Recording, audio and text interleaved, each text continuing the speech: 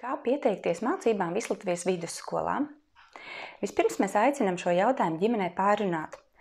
Un tikai tad, ja skolēns pats apzinās, ka viņš mācīsies tālmācībā un ir gatavs to darīt, tad aicinām aizpildīt pieteikumu skolas mājaslapā, pieteikt bērnu skolā.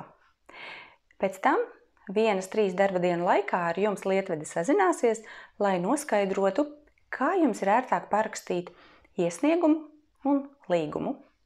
Tiklīdz šie dokumenti ir parakstīti, skolēnu mēs varam uzņemt savā izglītības iestādē. Sagatavojam visu nepieciešamo reģistrēšanās procesam un lietvedi to nosūta jums uz e-pastu, ar kuru jūs reģistrējāties.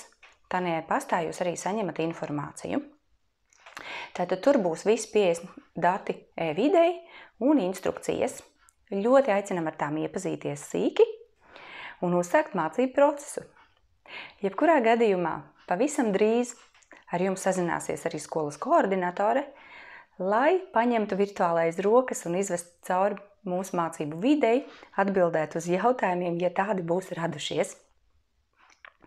Tos skolēnus, kuri vēlas pārnākt no citas vidusskolas vai tehnikuma, mēs aicinam aizdoties uz savu lietvedību, kurā jūs šobrīd skolā mācaties, un palūgt sekmju izrakstu ar stundu skaitiem, lai katram priekšmetam ir arī redzams stundas skaits, cik lielā apjomā ir apgūts mācību priekšmets, un vērtējumi. Tad mēs varam veikt sekmi pielīdzināšanu un arī pateikt, uz kuru klasi varam jūs uzņemt. Jo gan vidusskolā ir atšķirīga tomēr nedaudz mācību programma, gan tehnikumos vēl jau vairāk.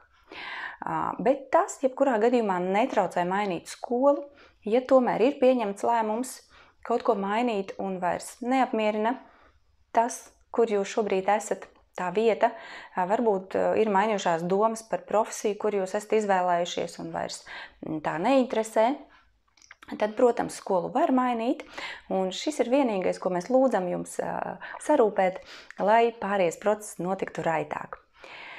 Ar iepriekšēju izglītības iestādi nekādi papildus dokumenti jākārto nav, vienīgi mēs jūs aicinām sazināties ar savu klases audzinātāju vai skolas vadību un painformēt, ka skolēns vairs neatnāks uz skolu, lai viņi zina, lai ir informēti, ka ir notikusi skolas maiņa, tīri pieklājības pēc, jo oficiāli, protams, e-vidē skolas to ierauga jebkurā gadījumā. Tik vienkārši notiek skolas maiņa, lai izdodas!